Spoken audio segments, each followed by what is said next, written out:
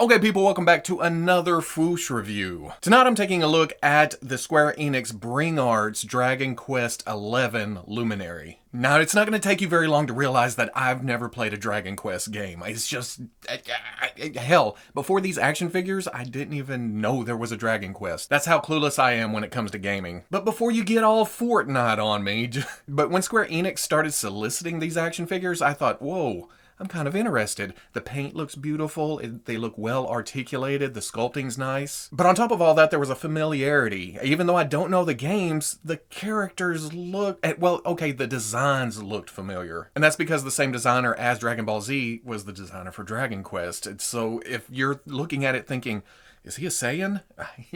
You're pretty damn close. But before I get into the box, Square Enix was kind enough to send this out to me because of how much I did talk about being interested in the figures. This is the limited edition metal slime version from their website. And if nothing else, I'm a huge fan of Chrome, so getting that, it's already win-win. Taking a look at the package, it's beautiful art on here. And what I have YouTubed, the game itself is just beautiful color-wise, graphic-wise. The box kind of replicates that. And through the window you can see everything that it comes with, but I'm kind of afraid there's a bunch of dead space. I feel like the package could be a little bit smaller, but I won't know that until I get it open. On the end, it looks like a bookend. That's kind of cool. Up here, I was gonna say this is graphics from the game, but this is actual prototype pictures of the figure. That is amazing. Down here, you get a bunch of warnings, a bunch of unreadables. Probably says something like, Robo, why are you reviewing stuff that you have no context? You've never played the game. What the hell are you doing? Because I like action figures. Get over it. On the other end, another bookend. It seems fitting that both ends are bookends. On the top, more warnings, risk of suffocations. Don't stick your head inside the box or something. I don't know. The window to let some light shine down on the figure. On the bottom, Square Enix and their online shop. But I'm going to get this open and see if I like this more than the Nier Automata 2B. Okay, actually getting the tray out of the box, I mentioned that there may be dead space up here. Looking at it in the tray, yeah, there's a little bit up here, but the stand is also back here. I guess it could have been condensed down a little bit, just barely, but because of the amount of stuff, the way they chose to display it, maybe a little bit down here, I don't think the box could get too much smaller. But either way, it's not that big a deal. It's the package. I get rid of the package. I want the figure. What the hell did I knock down? Pete, no! But going over the instructions really quick, it looks like the pommels or the grips come off the swords to go into the hand. I like it when it does that. You're not forcing stuff. Shield goes in the gripping hand. Swords go in scabbard or kind of sword holder right there. Those go into his back. Different hands go on the end of the arms. A little bit self-explanatory. That's usually where hands go. Fish goes on stand, and then on the back, putting the stand together. And there we go, all out of the package. And as much good is going on here, some parts I'd even call beautiful. There's still some oddballness going on, and we'll take a look at that. As much as I want to talk about the colors here, the paints, let's talk about the sculpt for a second. Everything is so nicely defined. You can see stitches where it looks like they've sewn, well, if it were real, you know, it's not plastic. If it were cloth or leather or whatever, it looked like it was sewn together right here. And that runs all the way down. You have your buckles, you have your pouch, and I've noticed the pouch is a overall design choice for a lot of the characters. The belt hanging down looks great. The wrinkles in the lower tunic piece, even underneath, the parts you don't usually see, the sculpting in the pants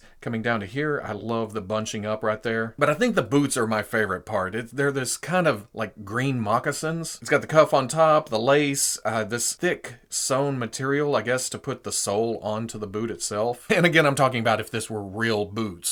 The arms, by comparison, are a little bit flat. I would have liked to have seen some detail, like with the pants up here, but they're also a slave to the design of the game. But it's the colors here, the light brown, the darker brown, the black wash inside to bring out details. The purple's just beautiful, and even it has some shading to it to just punch it up a little bit, give it some depth. The pants under the tunic, they have some black wash to that, some darker color in the green. I appreciate the base colors they used here. That is just simply beautiful, but also appreciate the extra paint work to emphasize those colors. Then getting up to the head, the eyes are very crisp, very detailed. Not a lot to the skin tone to bring out details like the nose and the mouth. The mouth may be is there a slight pink line there? Otherwise, there's no other detail. But the hair, you can see gradients from lighter to darker browns. I do have one little scuff mark there. I don't know if it's black plastic or if there's something on top of it. It did kind of scratch away a little bit, but ooh, Did I scratch some paint off right there?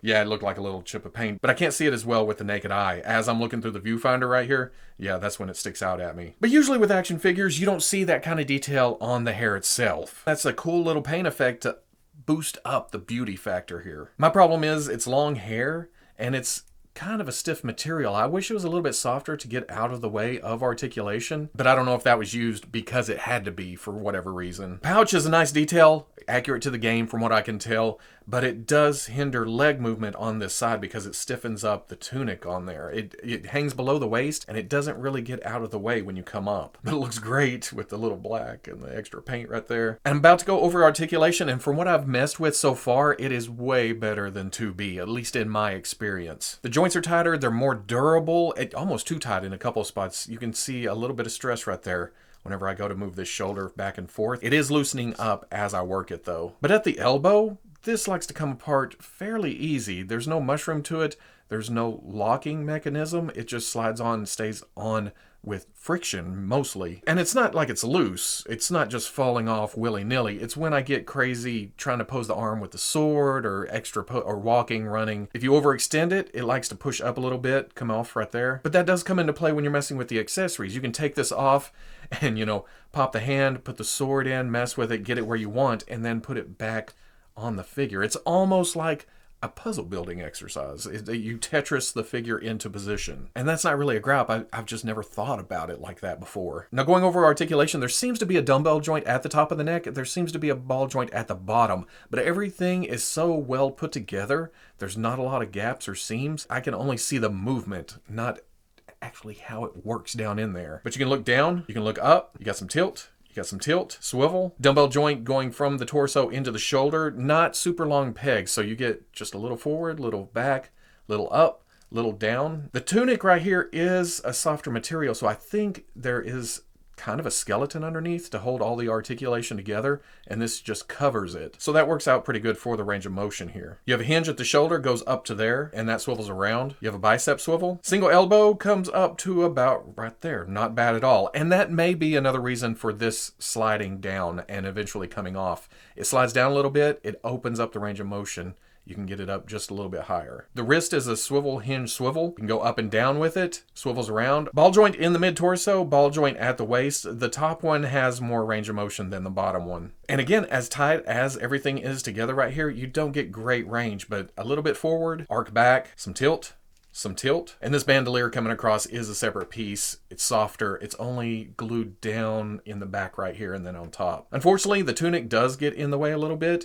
The crotch piece is a rubber cover, again making me think there's a skeleton under there. Leg comes forward, leg comes back, and because of the shape of the leg, it likes to catch on the crotch piece, but if you get it rotated around, you can bring the leg all the way out. There's a swivel at the thigh. Double knee comes up, hell, kicks above his waist, kicks all the way up to his back. Knee does break up a little bit. You can see some cavern on the top and bottom, but with the tunic, it's gone. Same setup at the ankle as at the wrist. You can go back, you can go forward, you can rotate that around a little bit. There is forward-facing pin for some rocker, and then you have a toe joint that seems to be stuck on the right side. I have it loose on the left side, like that. On the right side, it's just a little bit of paint.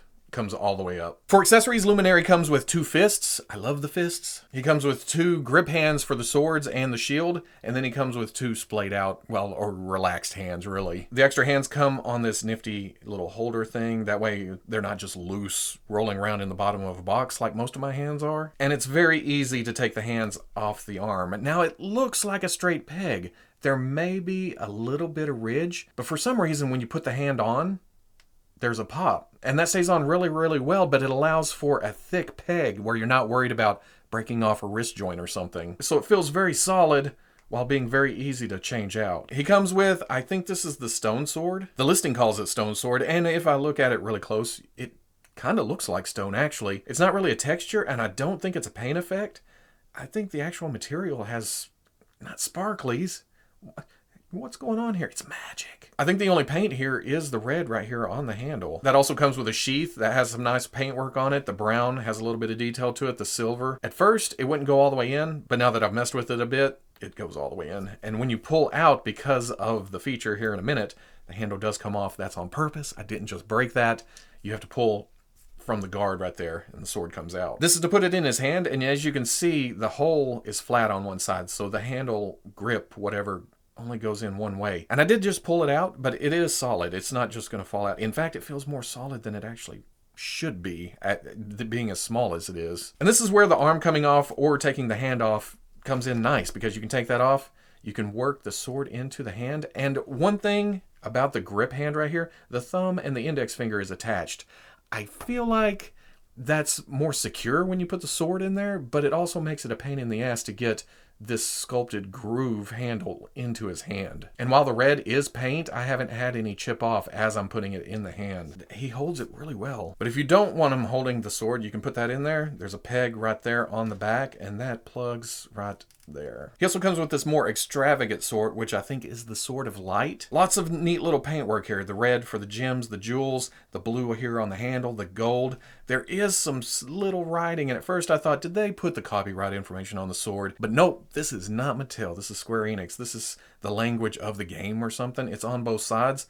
I don't know what it says, but it's nifty little itty bitty detail. And to put this one in his hand, the pommel comes off, and I'm going to warn you right now, this tiny little thing, I've dropped twice. I had to get a flashlight in the floor a minute ago for 10 minutes looking for this damn little thing. I was half a minute away from being, well guys, this is it. This used to have a pommel, but don't be a dumbass like Uncle Robo and drop that shit in the floor. Again, it has a flat side. It only goes on one way. It's secure when it's on there. Even more paintwork this time around, but as many times as I've put this in the hand, it hasn't rubbed anything off. What has rubbed paint off is the holder for the sword for his back. This thing is a little bit too thin in the hole, and it's been rubbing the red off this gem. As you can see, it sticks out a little further on top and bottom, and when you put it in here, it likes to stop right there. If you squeeze it, give it a little bit more room, it does go through, but it just rubs across those gems. But this doesn't seem like a leave it on his back kind of sword. This is hold the sword or stick it, or you go save Zelda with this shit. Speaking of Zelda and the like design between the two games, here is Edwin Shield. Very elaborate. You have the blues, the golds, the red. It matches the sword really well. You have that same kind of rune writing across the top. On the back's just a simple peg. It goes right into the grip hand. But if you have trouble working around the shield,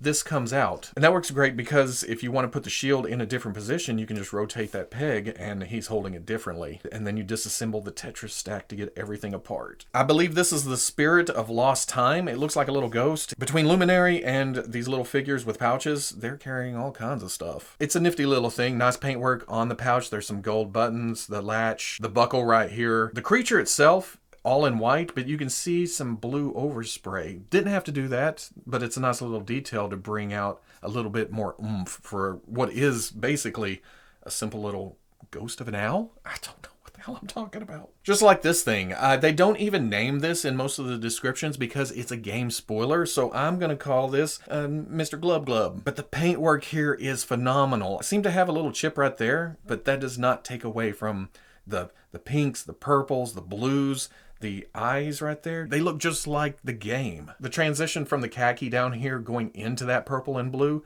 it's just nicely done all the way around. And to not feel left out, the fish also has a belt with a same green pouch right here. That goes on the clear stand, but it's not a solid connection. I thought, oh, there's a ball joint right there, but I can only get it in so far. It doesn't stay. If I try to move them around or put it in a different position on the stand, I have to push it back in. It's not just a simple move over to the other side. If I do that, of course it's going to do it this time around because it's on camera. But you can see where I stressed the plastic right here. That's completely my fault. I was trying to keep this on and push like this, and I bent it right there. Still solid. It just, has some white right there. Finally is the slime, and this is the exclusive Chrome version. To get this one, you have to order directly off of Square Enix's, that's hard to say, Enix's. You have to order from their site directly, and that link will be down in the description. Honestly, I dig the Chrome. I love anything Chrome, really. Hello! It's a smiley face Hershey kiss, and I'm okay with that. It's so damn cute. For scale comparison, here is Luminary with the Marvel Legends Black Panther. Yes, it seems a little bit small, but